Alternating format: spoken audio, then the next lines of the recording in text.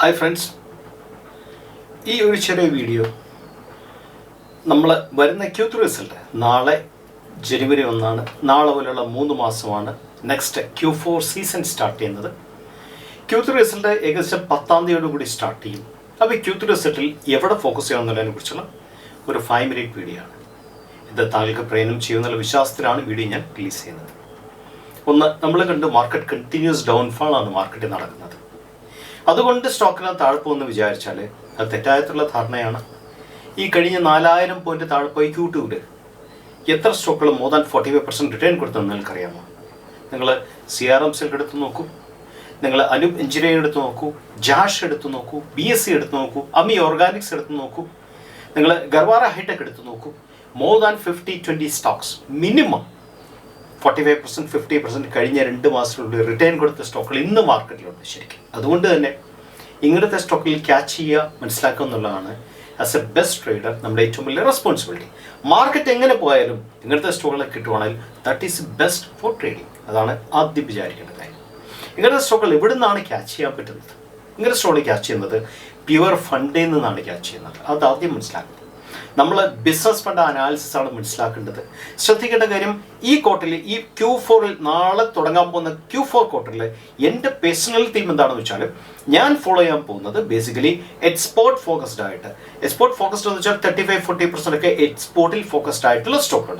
അത് US-ലേക്കും യൂറോപ്പിലും ഫോക്കസ്ഡ് ആയിട്ടുള്ള സ്റ്റോക്കുകൾ. ദാറ്റ് മീൻസ് യൂറോപ്പ് US-ലെ ഫോക്കസ് സ്റ്റോക്കുകളുടെ പ്ലസ് പോയിന്റ് എന്താണെന്ന് വെച്ചാൽ അവിടെ ക്വാളിറ്റി വളരെ സ്ട്രിക്റ്റ് ആണെങ്കിൽ പോലും പ്രൈസ് റിയലൈസേഷൻ ഹ്യൂജ് ആണ്. ഇങ്ങനത്തെ പ്രൈസ് റിയലൈസേഷനോടൊപ്പം തന്നെ റുപ്പി ഏറ്റവും വീക്ക് ആയിട്ടുള്ള ടൈമാണ്. ദാറ്റ് മീൻസ് എക്സ്ചേഞ്ചിൽ ഈ കമ്പനികൾക്ക് അഡീഷണൽ ബെനിഫിറ്റ്സ് കിട്ടും. അത് കമ്പനിയുടെ ഡെബിറ്റേ കൂട്ടാനുള്ള സാധ്യത വളരെ കൂടുതലാണ്, പ്രോഫിറ്റ് കൂട്ടാൻ സാധ്യത വളരെ കൂടുതലാണ്. എൻ്റെ തീം എന്ന് പറയുന്നത് ഇങ്ങനത്തെ സ്റ്റോക്കുകളാണ് ഞാൻ ഈ വരാൻ പോകുന്ന റിസൾട്ടിൽ ഏറ്റവും കൂടുതൽ ഫോക്കസ് ചെയ്യുന്നത്. രണ്ടാമത്തെ പോയിന്റ്, ഈ റിസൾട്ട് സീസൺ സ്റ്റാർട്ട് ചെയ്യുന്ന ബൈ Jan 10th കൂടി സ്റ്റാർട്ട് ചെയ്യുവാണെങ്കിൽ നാളെ മുതൽ, അതായത് 1-ാം തീയതി മുതൽ ധാരാളം കമ്പനീസ് ബിസിനസ് റിപ്പോർട്ട്, അതായത് ഈ വരുന്ന ഇന്ന് തീരുന്ന ക്വാർട്ടർ Q3 ബേസ്ഡ് ആയിട്ടുള്ള ബിസിനസ് റിപ്പോർട്ട്സ് NSലും BSCലും ധാരാളം കമ്പനികൾ പോസ്റ്റ് ചെയ്യും. ഈ ബിസിനസ് റിപ്പോർട്ടിൽ നിന്നാണ് നമുക്ക് അടുത്ത ലീഡർ ആകാൻ സാധ്യതയുണ്ടോ ഇല്ലയോ എന്നുള്ള കാര്യം ഫസ്റ്റ് ക്യാച്ചിങ് വരുന്നത് ശരിക്കും. അപ്പം നിങ്ങൾ നെക്സ്റ്റ് 10 days വളരെ കീനായിട്ട് ബിസിനസ് റിപ്പോർട്ട്സിനെ ഫോളോ ചെയ്യാം. നിങ്ങൾക്ക് അത് ഇമ്പോസിബിൾ ആയിട്ട് തോന്നുകയാണെങ്കിൽ അതിനെ പോസിബിൾ ആക്കുക എന്നുള്ളതാണ് ഏറ്റവും വലിയ കാര്യം. അതോ പോസിബിൾ ആയിട്ട് തോന്നുവാണെങ്കിൽ ശ്രദ്ധിക്കേണ്ട ഏറ്റവും വലിയ കാര്യം എന്ന് വെച്ചാൽ കുറച്ച് ടൈം സ്പെൻഡ് ചെയ്തിട്ട് ഇങ്ങനത്തെ ബിസിനസ് റിപ്പോർട്ട്സിനെ NSലും BSCലും പോയി ക്യാച്ച് ചെയ്യുക എന്നുള്ളതാണ് ഏറ്റവും വലിയ കാര്യം.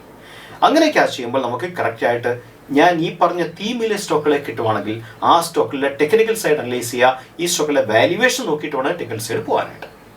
മൂന്നാമത്തെ പോയിന്റ്, H1 H2 എന്ന 2 കൺസെപ്റ്റ്സ് ഉണ്ട്. H1 മീൻസ് ആദ്യത്തെ 6 മാസം, H2 എന്ന് വെച്ചാൽ രണ്ടാമത്തെ 6 മാസം. പല സ്റ്റോക്കുകളും അതിൻ്റെ എൻവയറമെന്റ് ആയിട്ടുള്ള കാരണങ്ങളുണ്ട്. H1 പെർഫോമിംഗ് സ്റ്റോക്കുകളുണ്ട്, H2 പെർഫോമിംഗ് സ്റ്റോക്കുകളുണ്ട്. H2 പെർഫോമിംഗ് ആയിട്ടുള്ള ചില തീംസ് ഉണ്ട്. ആ തീമിനെ ബേസിലുള്ള സ്റ്റോക്കുകൾ മാർക്കറ്റിലുണ്ട്. ഈ സ്റ്റോക്കുകളെല്ലാം പൊതുവെ H2-ൽ ദാറ്റ് മീൻസ് ലാസ്റ്റ് 6 months ബെസ്റ്റായിട്ട് പെർഫോം ചെയ്യുന്ന സ്റ്റോക്കുകളാണ്. അങ്ങനത്തെ തീം എന്തെല്ലാമാണെന്ന് കണ്ടുപിടിക്കുക, ആ തീമിൽ വർക്ക് ചെയ്യുന്ന സ്റ്റോക്കുകൾ നിങ്ങൾ കണ്ടുപിടിക്കുക. ബ്ലൈൻഡ് ആയിട്ട് പോയിട്ട് കാര്യമില്ല.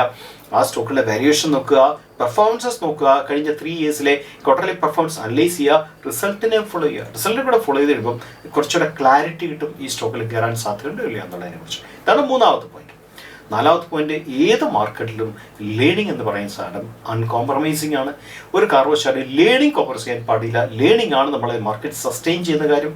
നമ്മൾ എന്ത് നടന്നു 2024 ഒരു പക്ഷേ താങ്കൾക്ക് ലോസ് വന്ന് കാണുമായിരിക്കാം, അല്ലെങ്കിൽ താങ്കൾക്ക് പ്രോഫിറ്റ് വന്ന് കാണത്തില്ലായിരിക്കാം. ഇതൊക്കെ നമുക്ക് വലിയ ലേണിംഗ് കർവാണെന്ന് മനസ്സിലാക്കുക. ഇതുകൊണ്ട് നമ്മൾ ഡിസപ്പോയിൻ്റ് ആകേണ്ട കാര്യമേ ഇല്ല. നമ്മൾ പുതിയ സ്കിൽസ് അക്വയർ ചെയ്യുക, പുതിയ ലെവലിലേക്ക് നമ്മൾ വളരാമെന്നുള്ളതാണ് ഏറ്റവും വലിയ കാര്യം. അഞ്ചാമത്തെ കാര്യം, ഞാൻ തന്നെ പല സൂം സെഷൻസ് ലേണിങ്ങിന് വേണ്ടി ഞാൻ ഓർഗനൈസ് ചെയ്തിരുന്നു. ഇക്കൊല്ലം തന്നെ ഈ മാസം 2 സൂം സെഷൻ കഴിഞ്ഞു.